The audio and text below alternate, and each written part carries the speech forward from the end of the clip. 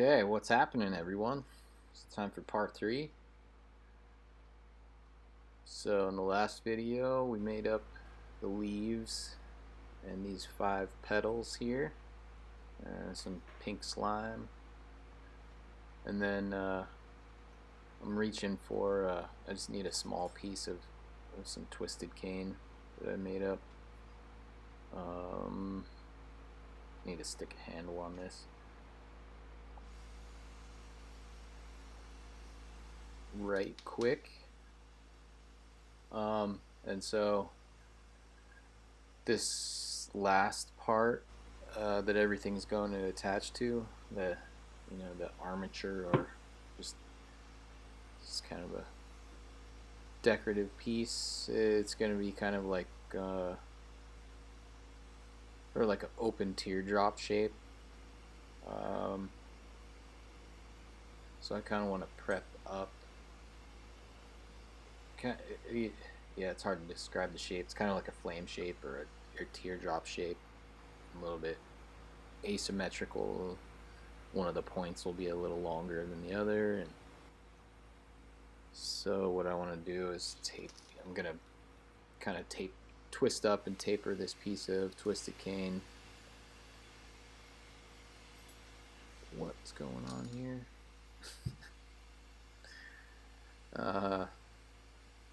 Yeah, so I'm gonna twist out these ends. I want to have tapers on either end and kind of a little bit larger diameter in the center.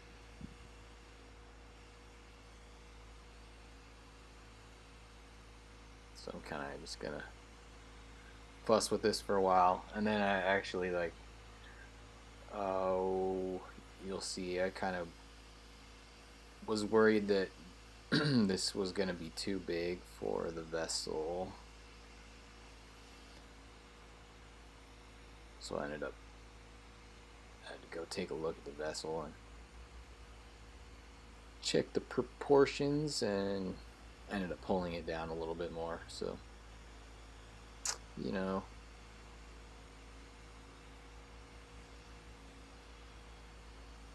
the whole recursive process of making something where you do a lot of these vessels where I kind of have a rough idea for the vessel, and then kind of let the vessel dictate what to do with the topper and what size to make the topper. And the proportions on this vessel turned out pretty cool. I like how the stuff kind of looks like it's overflowing out of the top of the vessel. A nice arrangement. And whenever you twist cane, or whenever you pull or elongate cane, you want to keep the same twist. You continue to put the twist in it as you pull it out.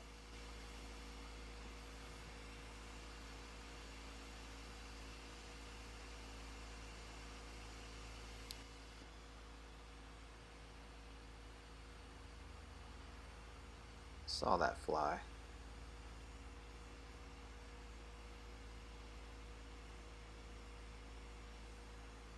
Fly on the floor.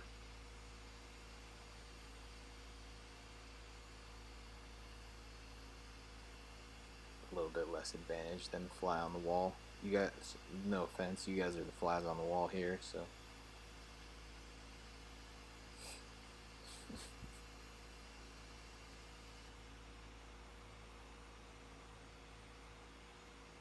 Once you pull out cane, if you pull it out too much, and you need to thicken it back up. That's how you get a lot of distortion. So I'm just kind of doing this carefully. This is a terrible angle to see this bend take place. Sorry about that. So I just kind of put a U-shaped bend in this. Let it set up a little bit. And then whenever you're doing bends in glass, you always, gravity is one of the main tools that we work with in this life. Yeah. So whenever you do a bend, a U-shaped bend, you want to bend upwards. You try to go the other way, and gravity's going to work against you, and you're never going to really get the same flow. And so whenever I'm changing this angle so that I can do this bend. I want the trough of the bend or whatever going down.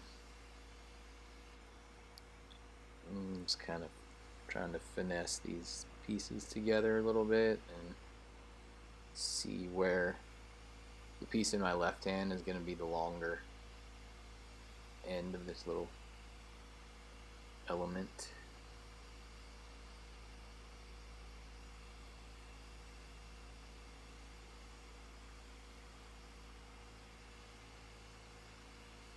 And then I leave a little extra there so that I can, that was a lot more than I needed to leave, but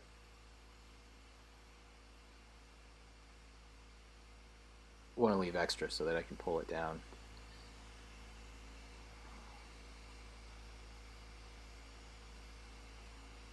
Till it looks good. So I just put a little cold seal on the bottom of the bend, and that's eventually that's going to be where the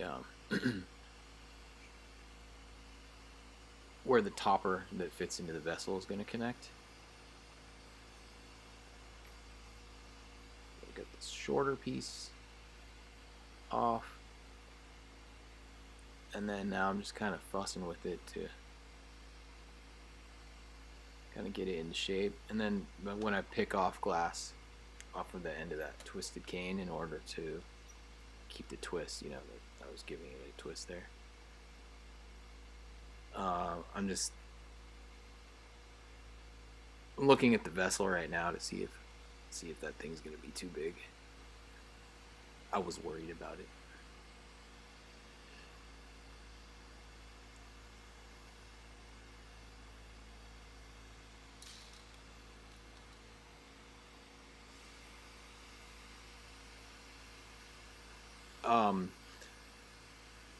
Yeah, I usually, there's my lighter sitting on my bench there. It's kind of a no-no. I'm not doing any, I'm a lot more, I'm conscious of that when I'm doing big things.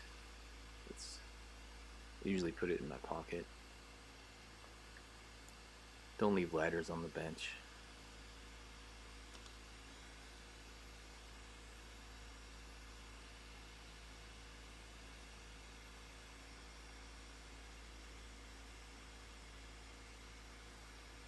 Cringe at the do as I say, not as I do. But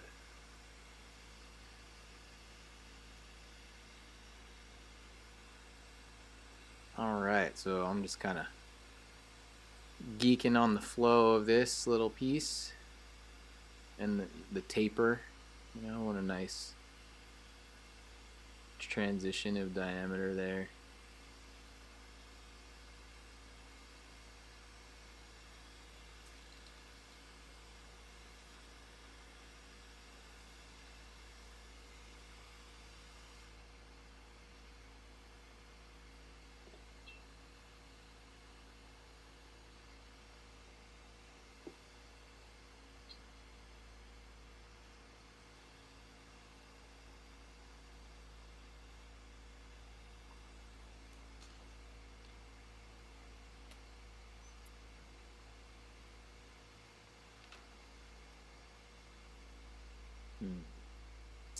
Looking at the vessel. What do we think? Is it good? Is it too big?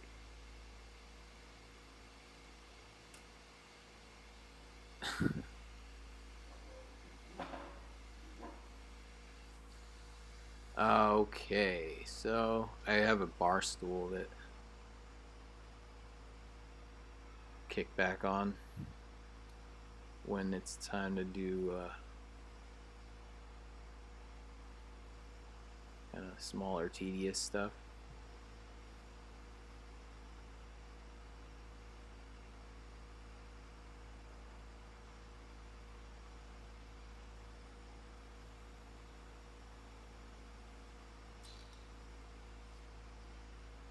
Jeez, Bo, hurry up.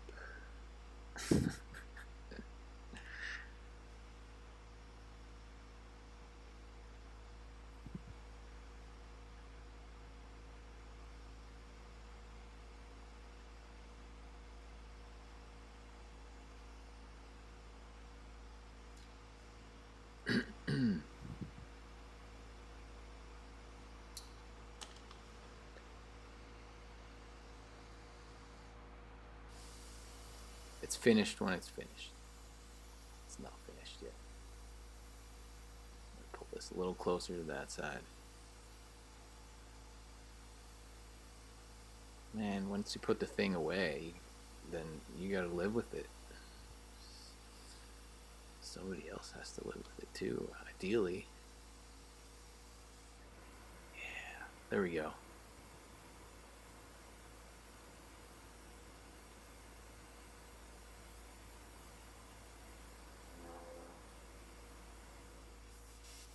Would appear as though I'm happy with where it's at.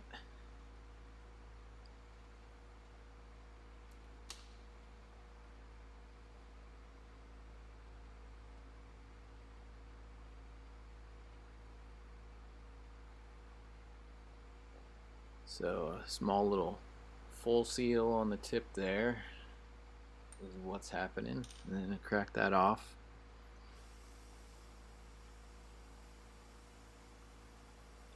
A little fire polish.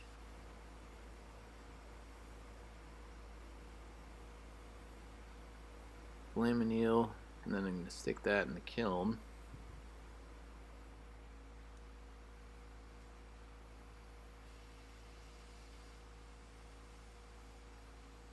So now I'm just gonna make the little topper insert, you know, the actual part that fits into the top of the bottle. I've got some glass alchemy mint green here that will just be the knob, or you know, just the part that you'll see at the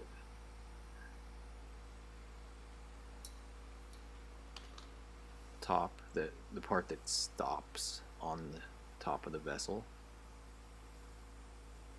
and then the clear part will be the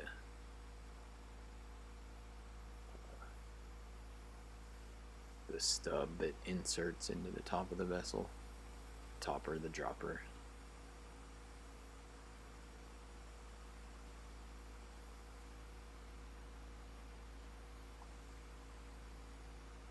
So I'm just primarily heating up the mint green and pushing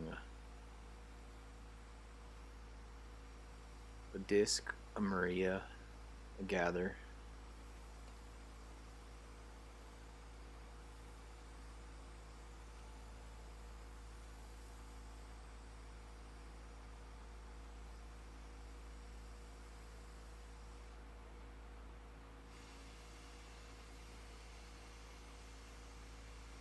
And if you do a lot of these or a few of these, you know, you get a feel for what's gonna fit, or you know,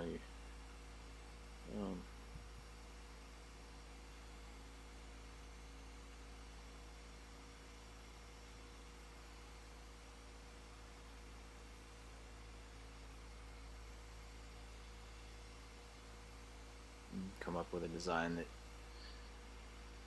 sits firmly and doesn't wobble.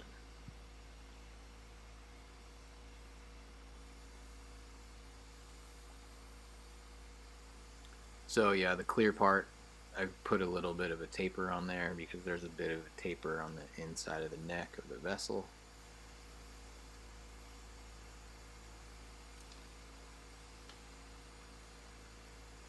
And then I'm leaving a small stub of the mint on the end of that.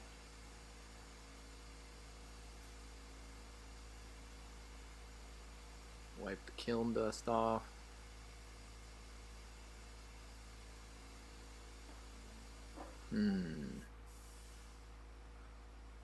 So I set those down in the kiln. What am I doing now? I think I need to I need to make the center of the flower. Yeah, we're gonna make the flower now. That's right.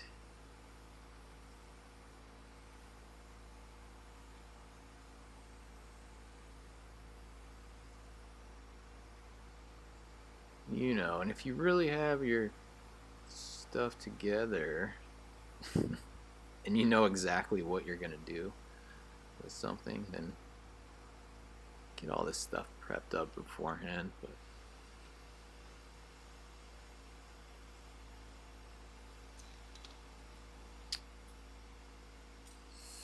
we can all live with it.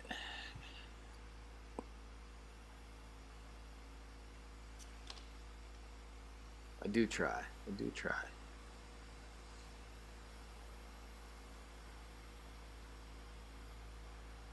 It's hard to decide on the complete vision all at once for me a lot of the time. So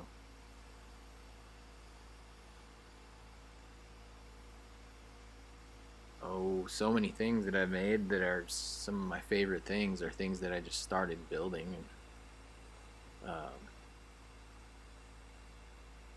you know, like I said, that recursive process where you have a general idea and you create an element, and you know, like the vessel, and then you look at the vessel and it kind of informs the rest of your process. You know, the color and the shape and the proportion, look at it and it's kind of like, I mean, it's green, so how about some leaves and flowers? And then kind of start thinking about what color those are going to be and how big they're going to be. Sometimes I design stuff on paper.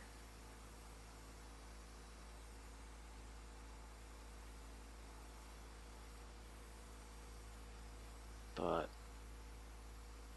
yeah, more often than not, I just, like I said, I have an idea and I start making it, and things tend to fit really well together, you know, and work this way.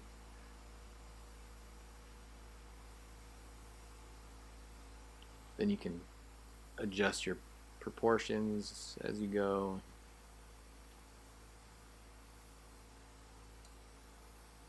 You can look at what kind of space you have to work with, and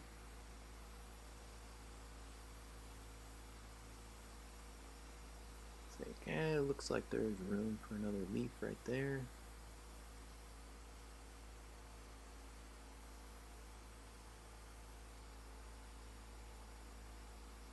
Like odd numbers of things, threes and fives when it comes to the petals and leaves.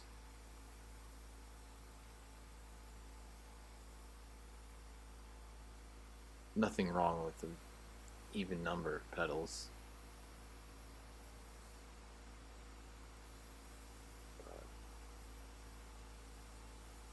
Like daffodils have 6. This is just a fantasy flower.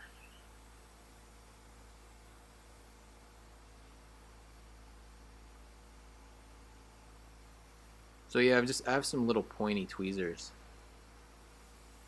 that I'm picking up these petals with and holding on to them. Then I've got this really tight flame. It could be a little smaller, but it's good. It's hot. Heat up the petal and heat up the little edge of that amber purple that I used for the center. I didn't say, yeah, I pushed a little Maria with the amber purple and has a little taper on the end.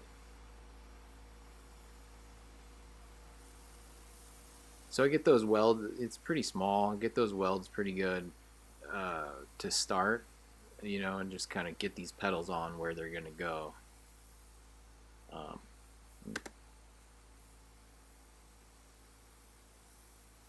and then I'm just going in with the hand torch to clean this up.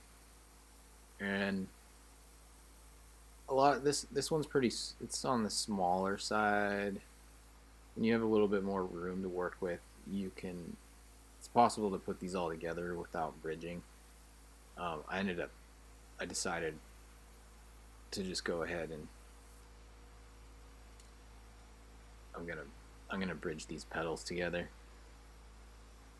A lot of times I don't, and if you are quick and you work on one side and the other, work around the petal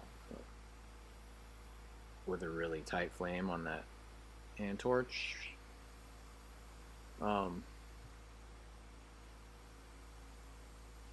you can get away without bridging stuff.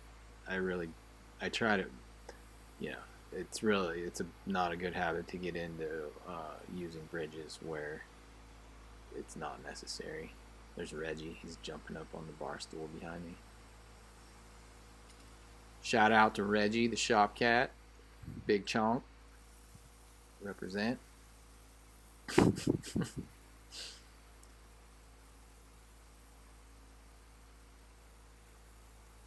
And just cleaning up these little welds on the bridge. Kind of a weird angle here. You'll see what's going on. Or you saw me do it.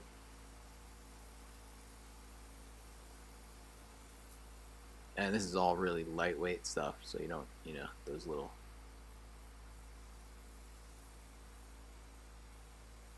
little stringers are gonna do just fine to hold these petals in place. And then, it's make pretty quick work just going around and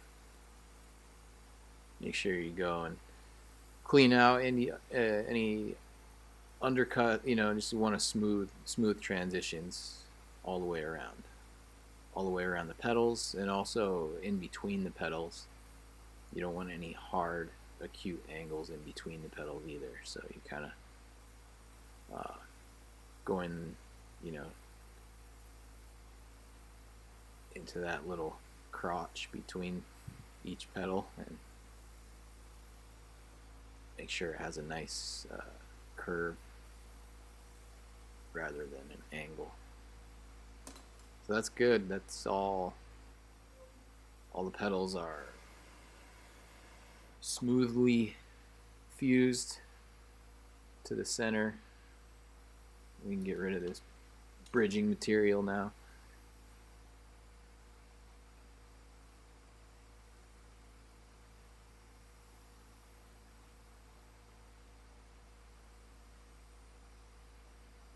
Get off of there.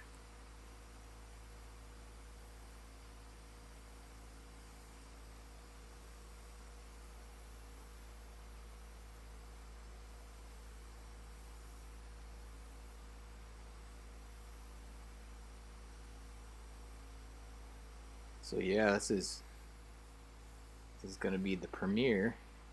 It's like I had some stuff to do this morning.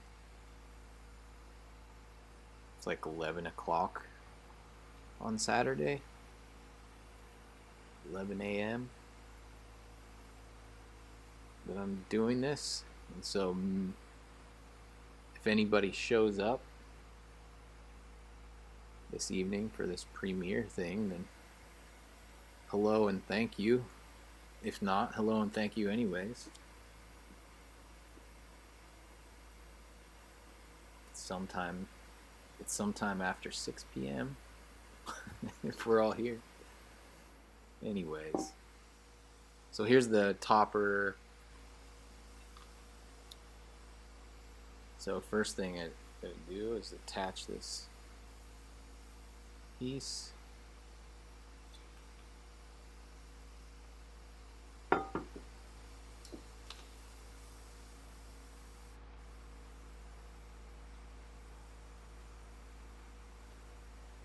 And it's pretty significant diameter on the bottom of that piece of twisted cane. So if you get in there quickly and with a sharp flame, and just only heat up the one side where you're going to attach, put most of the heat into the mint green part, then that's another thing where you can accomplish that without bridging those 2 points together.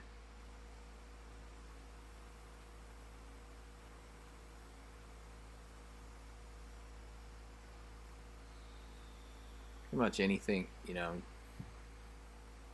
if you start to get towards like 7 millimeter rod, rod or solid thickness, it starts to get a little bit more tricky to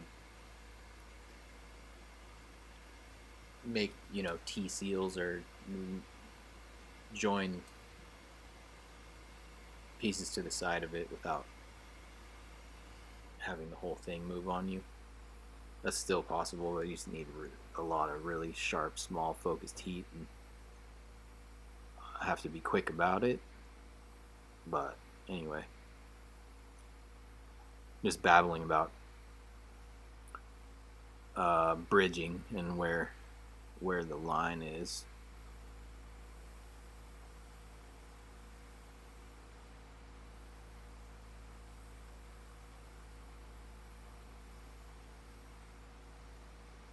Okay, I'm heating up the stub that I left on the flower part, and decided that that's where that goes.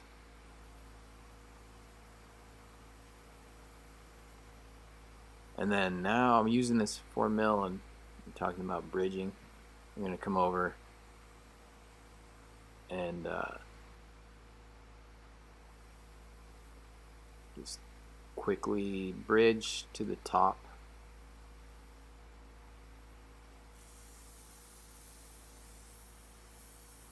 And I left that handle on there because that'll make it easy to take it right back off, because it's just going to be over quick.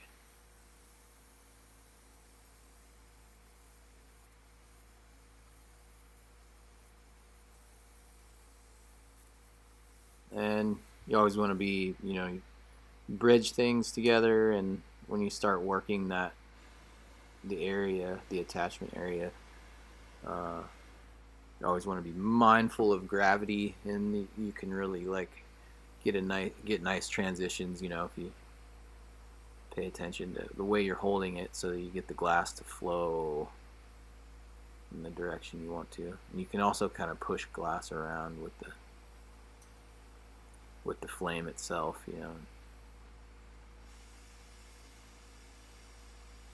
get it to flow how and where you want it to. Now we're just gonna, it's like a real simple center on this flower, kind of like did it a little differently on this one, but I've done a lot of these flowers where I kind of have this long center with a little ball on it. Kind of reminds me of like a satellite dish. I always think about how flowers are kind of like communication devices for plants and things.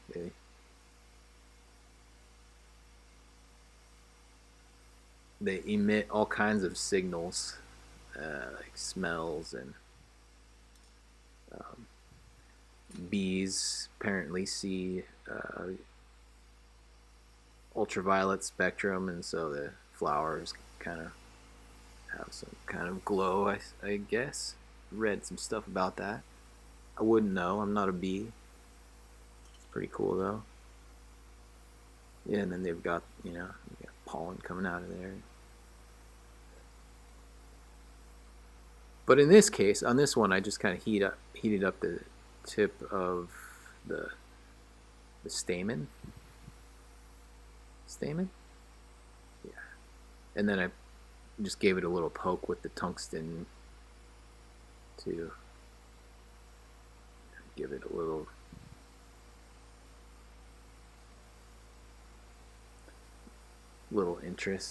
added interest.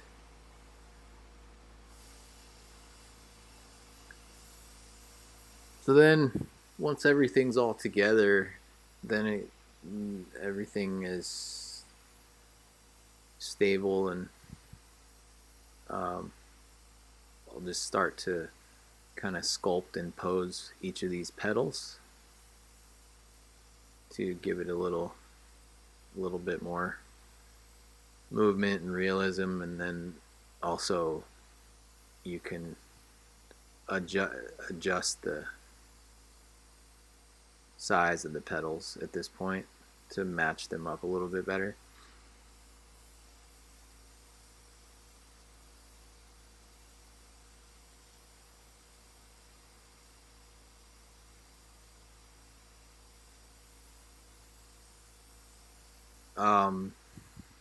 One of the next videos I'm gonna do, I gotta take apart. I have a new kiln, but I have to a bigger kiln. I need to replace as a cooling fan. It's a big Scut Scarab kiln, and I need to replace the cooling fan in it. So I'm actually gonna make a video of taking the thing apart and doing that. It should be pretty easy. It just figured I'd throw that up.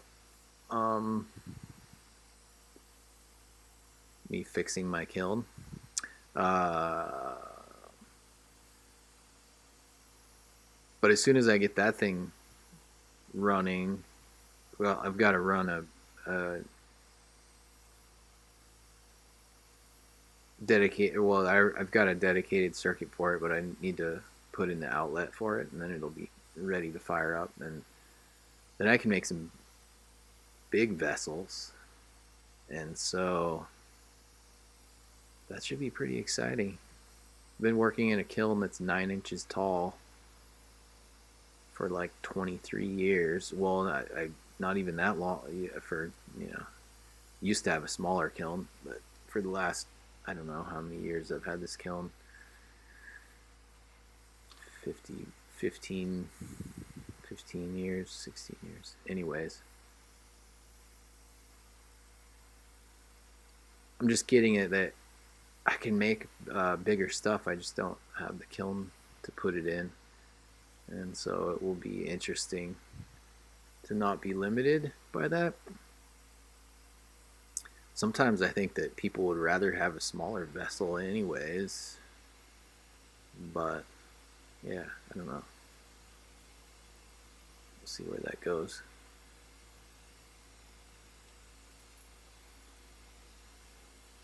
So we got the flower on there. It's all prettied up. Striking a pose.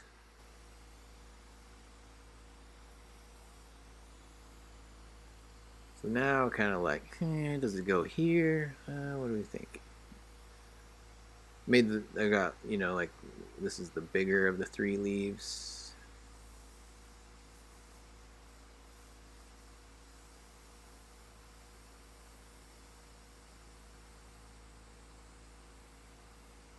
Put that one right there.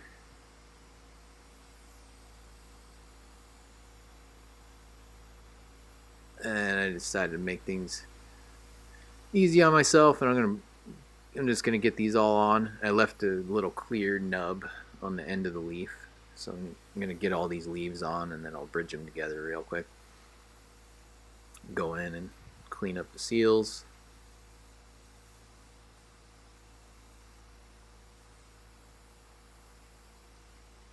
Yeah, it had been a while since I made a little bit more involved topper like this.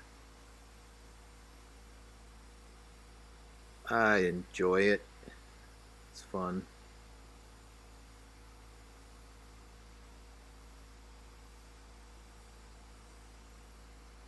I enjoy putting it together.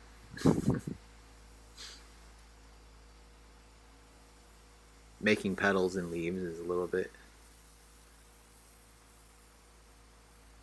mundane. I'm sure that was a little bit boring for you guys to watch, so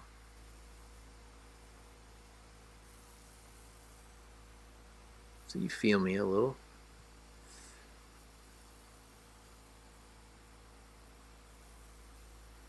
And bridges, be careful. If you bridge together 2 things that obviously that are too close together, then your bridge isn't really going to help you. So you got to be careful. Let one spot cool down. These aren't really that close together, and that torch tip is really small flame, so no big deal. But yeah, bridges are no good if they don't attach to something that's not going to move at the same time.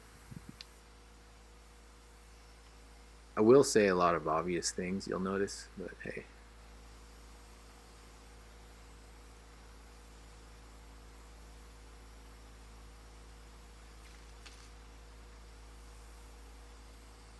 Maybe because I learned these things the hard way.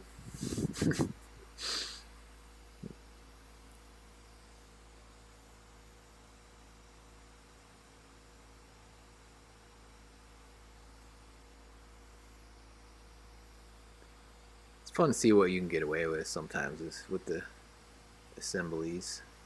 Because if you try something that seems like sketchy or whatever, then it works, then you don't end up, overusing bridges or using tools you don't need. And that's always just been fun. It's fun challenge or fun game to play to just see what's possible with the minimal, approach.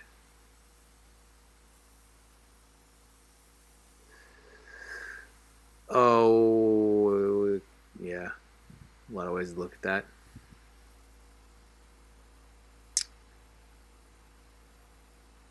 It can be pretty silly sometimes too, though. If you have a tool that makes the job easier, you're just being stubborn, that's a different story. But for me, I just like to collect different techniques and skills and things. It's just really just like the process of figuring out how to do things in different ways and spent a while learning how to make a goblet, a footed cup, from start to finish without using any claw grabbers, just by there's a way you can set up a foot so you can punny into the bottom. It's pretty satisfying. Minimalist processes.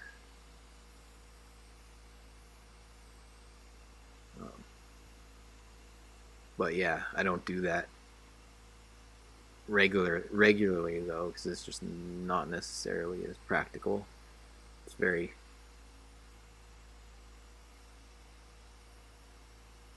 it's cool though. It's fun. Whatever works.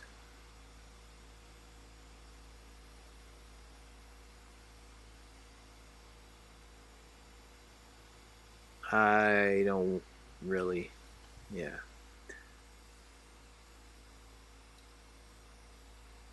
It's a pretty big hat to wear to try to be an authority on these things.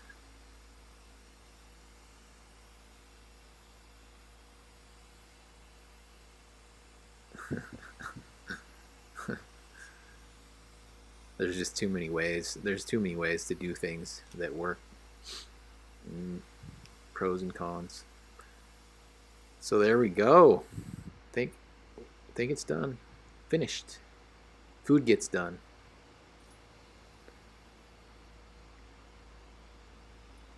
Little flame anneal. Oh, what's going on? Maybe I need to clean something up. I don't know what I'm doing now.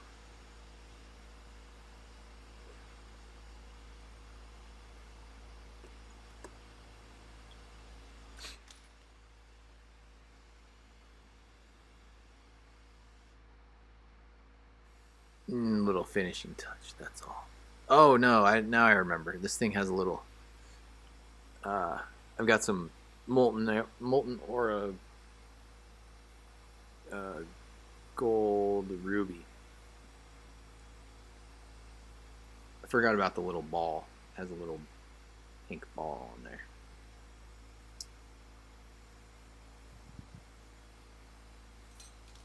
Maybe it's a berry.